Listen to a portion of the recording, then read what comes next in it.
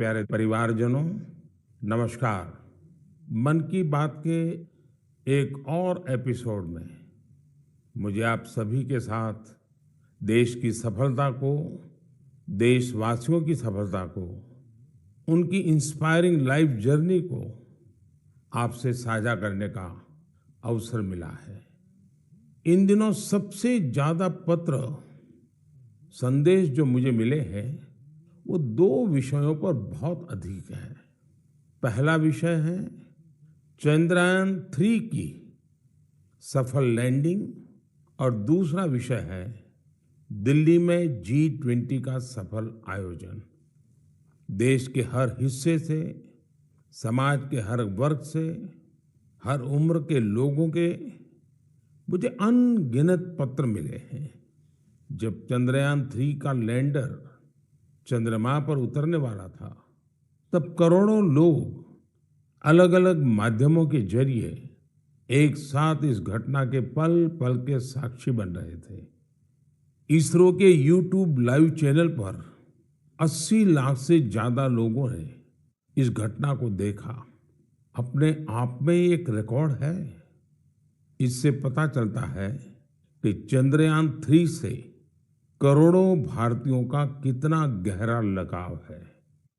चंद्रयान की इस सफलता पर देश में इन दिनों एक बहुत ही शानदार क्विज कंपटीशन भी चल रहा है, प्रश्न स्पर्धा, और उसे नाम दिया गया है चंद्रयान-3 महाक्विज। MyGov पोर्टल पर हो रहे इस कंपटीशन में अब तक 15 लाख से ज्यादा लोग हिस्सा ले चुके हैं।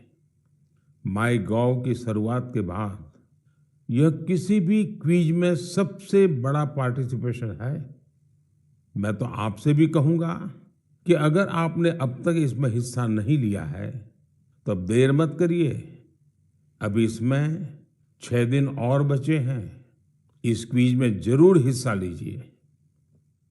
मेरे परिवारजनों, चंद्रयान-3 की सफलता के बाद G20 के शानदार आयोजन ने हर भारतीय की खुशी को दोगुना कर दिया। भारत मंडपम तो अपने आप में एक सेलिब्रिटी की तरह हो गया है। लोग उसके साथ सेल्फी खिंचा रहे हैं और गर्व से पोस्ट भी कर रहे हैं। भारत ने इस समिट में अफ्रीकन यूनियन को G20 में फुल मेंबर बनाकर अपने नेतृत्व का लोहा मनवाया है। आपको ध्यान होगा, जब भारत बहुत समृद्ध था, उस जमाने में हमारे देश में और दुनिया में सिल्क रूट की बहुत चर्चा होती थी। ये सिल्क रूट व्यापार कारोबार का बहुत बड़ा माध्यम था। अब आधुनिक जमाने में भारत ने एक और इकोनॉमिक कॉरिडोर G20 में सुझाया है। ये है India middle east Europe economic corridor. ये कॉरिडोर आने वाले सैकड़ों वर्षों तक विश्व व्यापार का आधार बनने जा रहा है। और इतिहास इस बात को हमेशा याद रखेगा कि इस कॉरिडोर का सूत्रपात भारत की धरती पर हुआ था।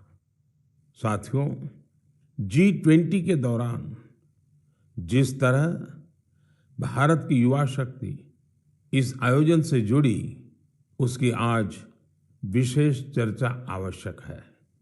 साल भर तक देश के अनेकों यूनिवर्सिटीज में G20 से जुड़े कार्यक्रम हुए। अब इसी श्रृंखला में दिल्ली में एक और एक्साइटिंग प्रोग्राम होने जा रहा है, G20 यूनिवर्सिटी कनेक्ट प्रोग्राम।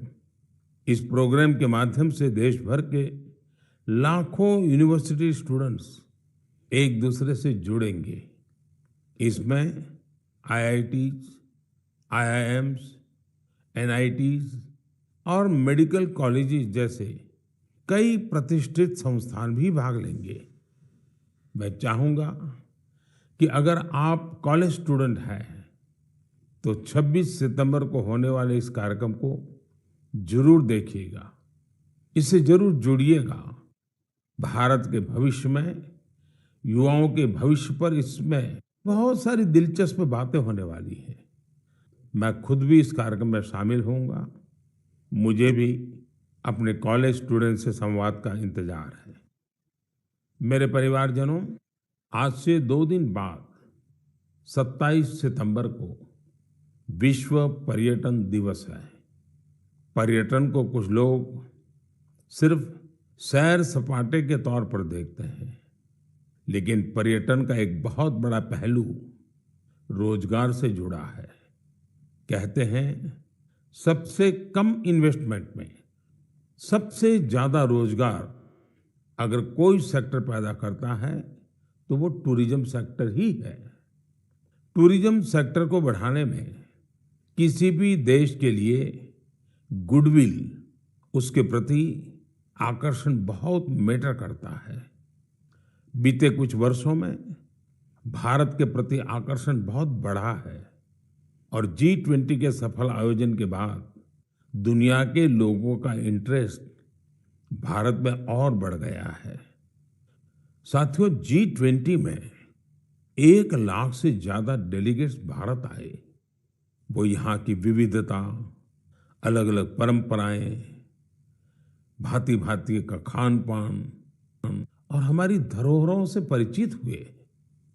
यहाँ आने वाले डेलीगेट्स अपने साथ जो शानदार अनुभव लेकर गए हैं, उससे टूरिज्म का और विस्तार होगा। आप लोगों को पता ही है कि भारत में एक से बढ़कर एक वर्ल्ड हेरिटेज साइट्स भी हैं और इनकी संख्या लगातार बढ़ती जा रही है। कुछ ही दिन पहले शांति निकेतन और कर्नाटका के पवित्र होयसड़ा मंदिरों को वर्ल्ड हेरिटेज साइट्स घोषित किया गया है। मैं इस शानदार उपलब्धि के लिए समस्त देशवासियों को बधाई देता हूं। मुझे 2018 में शांति निकेतन की यात्रा का सौभाग्य मिला था। शांति निकेतन से गुरुदेव रविंद्रनाथ टैगोर का जुड़ाव रहा है। गुरुदेव रविंद्रनाथ टैगोर ने शांति निकेतन का मोटो संस्कृत के एक प्राचीन श्लोक से लिया था। वह श्लोक है, यत्र विश्वम भवत्येक नीडम, अर्थात जहां एक छोटे से घोंसले में पूरा संसार समाहित हो सकता है। कर्नाटका के जिन होयसड़ा मंदिरों को यूनेस्को ने विश्व धरोहर सूची में शामिल किया है, उन्हें 13वीं शताब्दी के बेहतरीन आर्किटेक्चर के लिए जाना जाता है। इन मंदिरों को यूनेस्को से मान्यता मिलना मंदिर निर्माण की भारतीय परंपरा का भी सम्मान है। भारत में अब वर्ल्ड हेरिटेज प्रॉपर्टीज की कुल संख्या 42 हो गई है। भारत का प्रयास है कि हमारे ज्यादा से ज्यादा ऐतिहासिक और सांस्कृतिक जगहों को वर्ल्ड हेरिटेज साइट की मान्यता मिले। मेरा आप सबसे आग्रह है कि जब भी आप कहीं घूमने जाने की योजना बनाएं तो ये प्रयास करें कि भारत की विविधता के दर्शन करें। आप अलग अलग राज्यों की संस्कृति को समझें, हेरिटेज साइट्स को देखें। इससे आप अपने देश के गौरवशाली इतिहास से तो परिचित होंगे ही, स्थानीय लोगों की आय बढ़ाने का भी आप अहम माध्यम बनेंगे। मेरे परिवारजनों, भारतीय संस्कृति और भारतीय संगीत अब ग्लोबल हो चुका है। दुनिया भर के लोगों का इनसे लगाव दिनों दिन बढ़ता ही जा रहा है। एक प्यारी सी बिटिया द्वारा की गई एक प्रस्तुति, उसका एक छोटा सा ऑडियो आपको सुनाता हूं। जगज्जाय माहेश्वराय नित्याय शुद्धाय दिगंबराय तस्मै नकाराय नमः शिवाय। इससे सुनकर आप भी हैरान हो गए ना, कितनी मधुर आवाज है और हर शब्द में जो भाव झलकते हैं, ईश्वर के प्रति उनका लगाव हम अनुभव कर सकते हैं। अगर मैं ये बताऊं कि सुरीली आवाज जर्मनी की एक बेटी की है तो शायद आप और अधिक हैरान होंगे। इस बिटिया का नाम कैसमी है। 21 साल की कैसमी इन दिनों इंस्टाग्राम पर खूब छाई हुई है। जर्मनी की रहने वाली कैसमी कभी भारत नहीं आई है, लेकिन वो भारतीय संगीत की दीवानी है जिसने कभी भारत को देखा तक नहीं। उसकी भारतीय संगीत में ये रुचि बहुत ही इंस्पायरिंग है। कैसमी जन्म से ही देख नहीं पाती है, लेकिन ये मुश्किल चुनौती उन्हें असाधारण उपलब्धियों से रोक नहीं पाई। म्यूजिक और क्रिएटिविटी को लेकर उनका पैशन कुछ ऐसा था कि बचपन से ही उन्होंने गाना शुरू कर दिया। अफ्रीकन ड्रमिंग की शुरुआत तो उन्होंने महज 3 साल की उम्र में ही कर दी थी। भारतीय संगीत से उनका परिचय 5-6 साल पहले ही हुआ। भारत के संगीत ने उनको इतना मोह लिया कि उसमें पूरी तरह से रम गई। उन्होंने तबला बजाना भी सीखा है।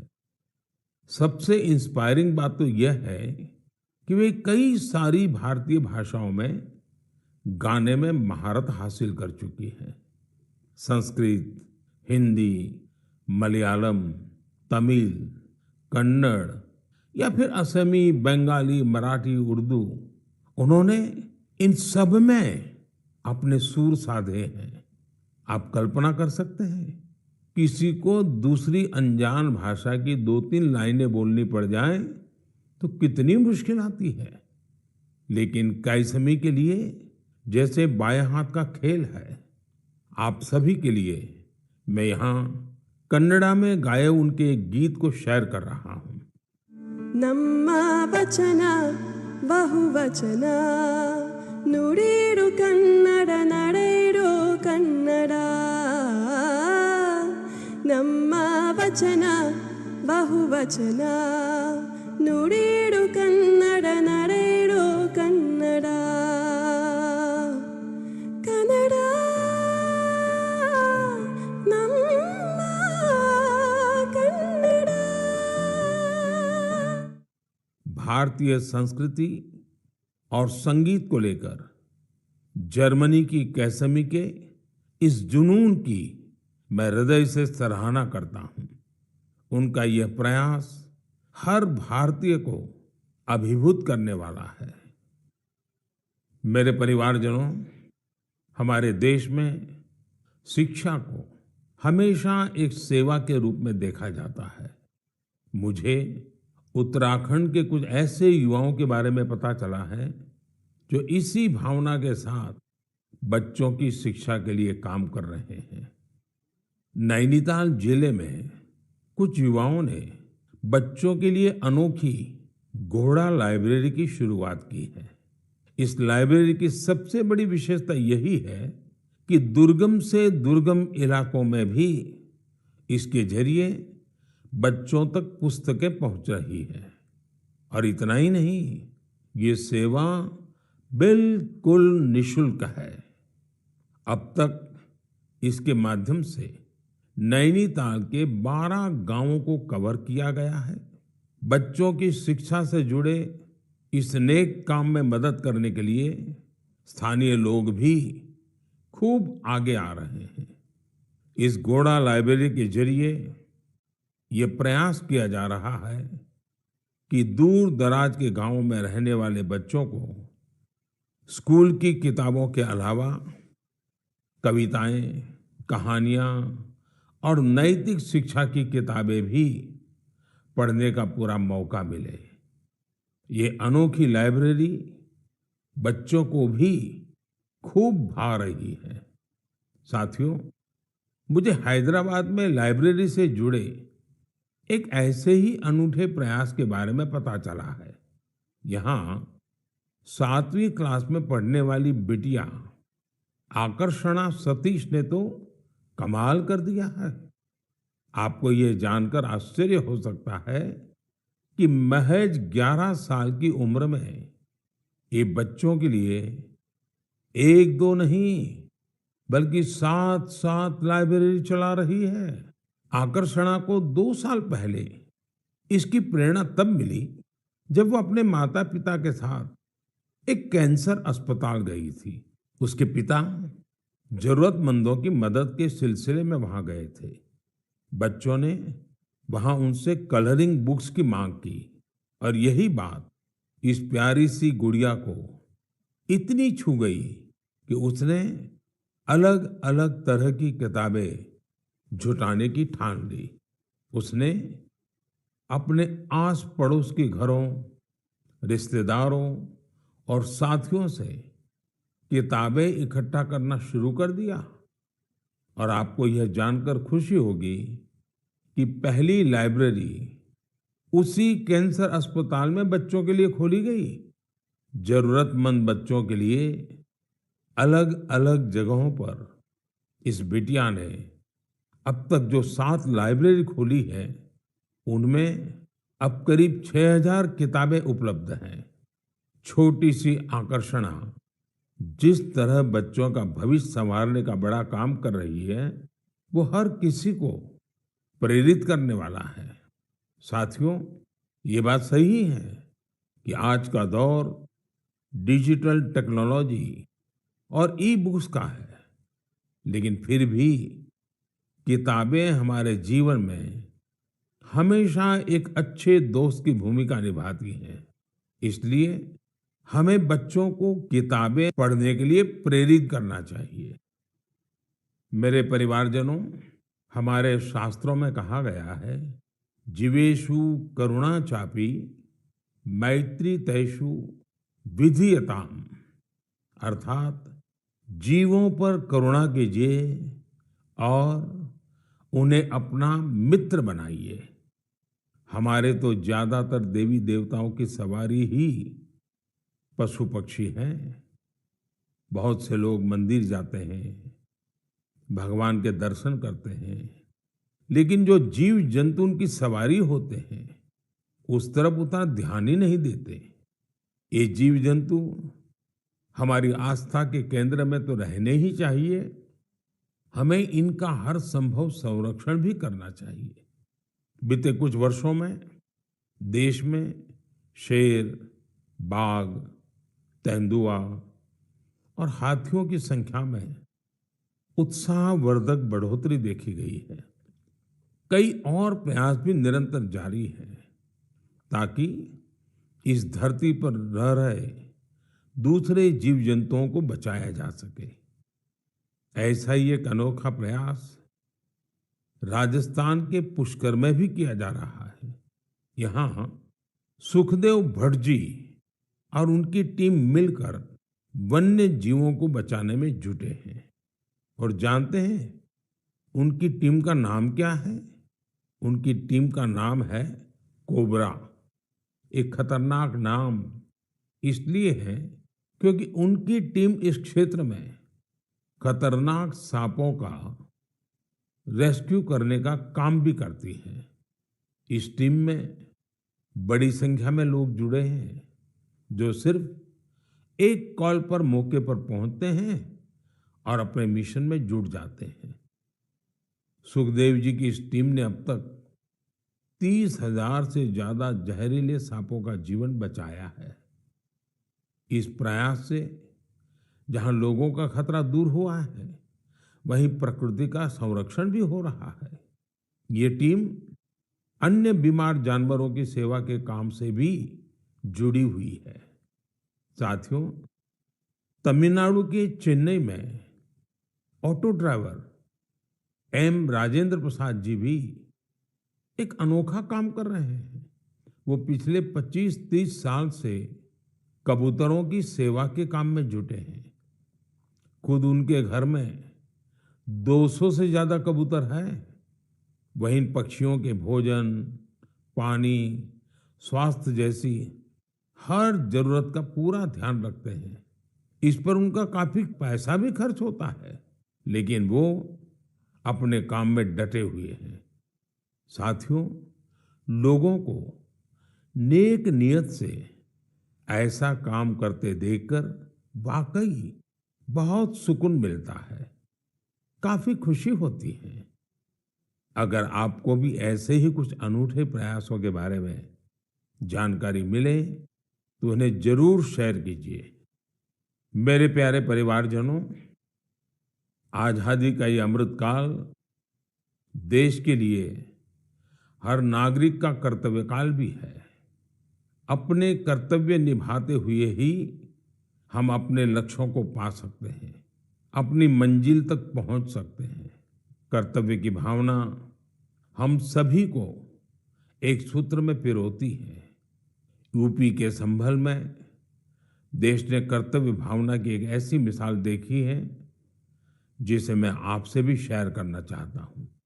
आप सोचिए, 70 से ज्यादा गांव हो, हजारों की आबादी हो और सभी लोग मिलकर एक लक्ष्य, एक ध्येय की प्राप्ति के लिए साथ आ जाएं, जुट जाएं। ऐसा कम ही होता है, लेकिन संभल के लोगों ने ये करके दिखाया। इन लोगों ने मिलकर जन भागीदारी और सामूहिकता की बहुत ही शानदार मिसाल कायम की है। दरअसल इस क्षेत्र में दशकों पहले सोत नाम की एक नदी हुआ करती थी। अमरोहा से शुरू होकर संभल होते हुए बदायूं तक बहने वाली ये नदी एक समय इस क्षेत्र में जीवनदायिनी के रूप में जानी जाती थी। इस नदी में अनवरत जल प्रवाहित होता था, जो यहाँ के किसानों के लिए खेती का मुख्य आधार था। समय के साथ नदी का प्रवाह कम हुआ। नदी जिन रास्तों से बहती थी वहां अतिक्रमण हो गया और ये नदी विलुप्त हो गई। नदी को मां मानने वाले हमारे देश में संभल के लोगों ने इस सोत नदी को भी पुनर्जीवित करने का संकल्प ले लिया। पिछले साल दिसंबर में सोत नदी के कायाकल्प का काम 70 से ज्यादा ग्राम पंचायतों ने मिलकर शुरू किया। ग्राम पंचायतों के लोगों ने सरकारी विभागों को भी अपने साथ लिया। आपको ये जानकर खुशी होगी कि साल के पहले 6 महीने में ही ये लोग नदी के 100 किलोमीटर से ज्यादा रास्ते का पुनरुद्धार कर चुके थे।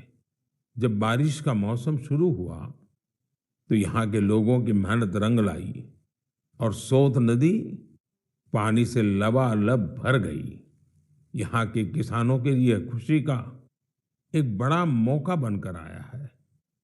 लोगों ने नदी के किनारे बांस के 10,000 से भी अधिक पौधे भी लगाए हैं ताकि इसके किनारे पूरी तरह सुरक्षित रहें।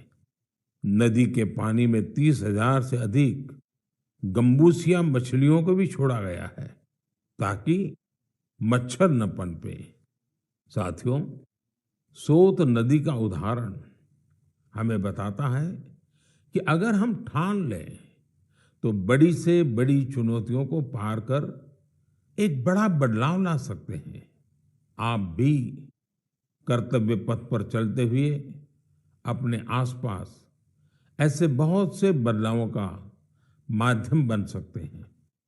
मेरे परिवारजनों, जब इरादे अटल हों और कुछ सीखने की लगन हो तो कोई काम मुश्किल नहीं रह जाता है।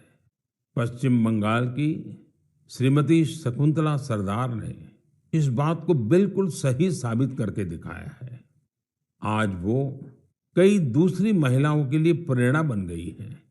शकुंतला जी जंगल महल के शातनाला गांव की रहने वाली है। लंबे समय तक उनका परिवार हर रोज मजदूरी करके अपना पेट पालता था। उनके परिवार के लिए गुजर बसर भी मुश्किल थी। फिर उन्होंने एक नए रास्ते पर चलने का फैसला किया और सफलता हासिल कर सबको हैरान कर दिया। आप ये जरूर जानना चाहेंगे कि उन्होंने ये कमाल कैसे किया। इसका जवाब है एक सिलाई मशीन। एक सिलाई मशीन के जरिए उन्होंने साल की पत्तियों पर खूबसूरत डिजाइन बनाना शुरू किया। उनके इस हुनर ने पूरे परिवार का जीवन बदल दिया। उनके बनाए इस अद्भुत क्राफ्ट की मांग लगातार बढ़ती जा रही है। शकुंतला जी के इस हुनर ने न सिर्फ उनका बल्कि साल की पत्तियों को जमा करने वाले कई लोगों का जीवन भी बदल दिया है। अब वो कई महिलाओं को ट्रेनिंग देने का भी काम कर रही है।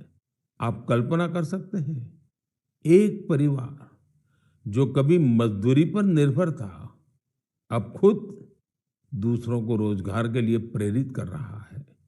उन्होंने रोज की मजदूरी पर निर्भर रहने वाले अपने परिवार को अपने पैरों पर खड़ा कर दिया है।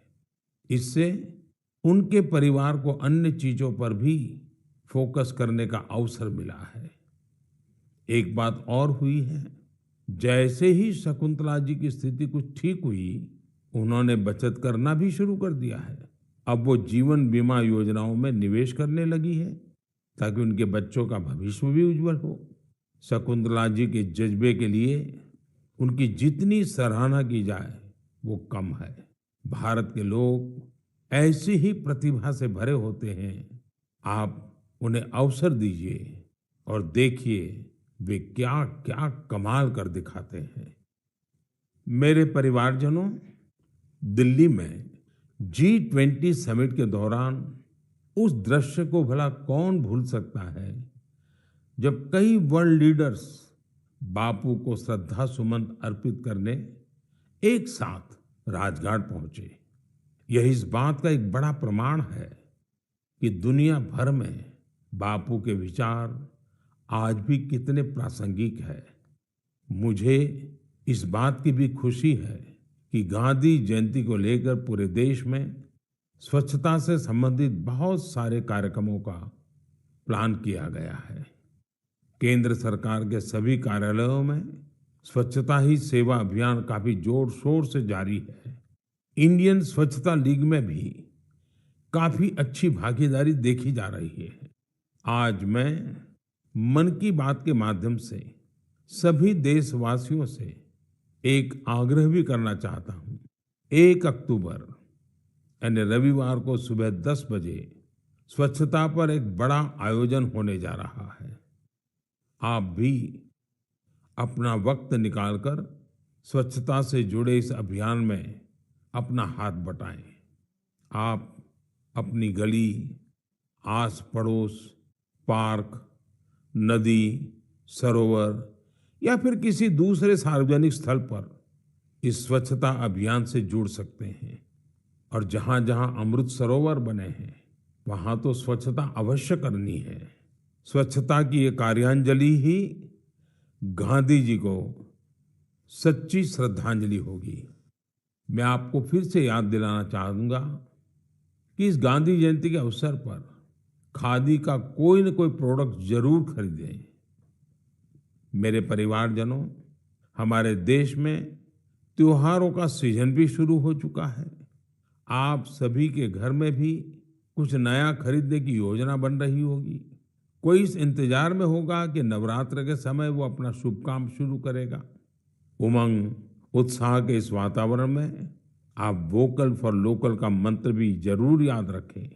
जहां तक संभव हो, आप भारत में बने सामानों की खरीदारी करें, भारतीय प्रोडक्ट का उपयोग करें और मेड इन इंडिया सामान का ही उपहार दें। आपकी छोटी सी खुशी किसी दूसरे के परिवार की बहुत बड़ी खुशी का कारण बनेगी। आप जो भारतीय सामान खरीदेंगे उसका सीधा फायदा हमारे श्रमिकों, कामगारों, शिल्पकारों और अन्य विश्वकर्मा भाई बहनों को मिलेगा। आजकल तो बहुत सारे स्टार्टअप्स भी स्थानीय प्रोडक्ट्स को बढ़ावा दे रहे हैं। आप स्थानीय चीजें खरीदेंगे तो स्टार्टअप्स के इन युवाओं को भी फायदा होगा। मेरे प्यारे परिवारजनों, मन की बात में बस आज इतना ही। अगली बार जब आपसे मन की बात में मिलूंगा तो नवरात्रि और दशहरा बीत चुके होंगे। त्योहारों के इस मौसम में आप भी पूरे उत्साह से हर पर्व मनाएं, आपके परिवार में खुशियां रहे, मेरी यही कामना है। इन पर्वों की आपको बहुत सारी शुभकामनाएं। आपसे फिर मुलाकात होगी और भी नए विषयों के साथ, देशवासियों की नई सफलताओं के साथ। आप अपने संदेश मुझे जरूर भेजते रहिए, अपने अनुभव शेयर करना न भूलें। मैं प्रतीक्षा करूंगा। बहुत बहुत धन्यवाद।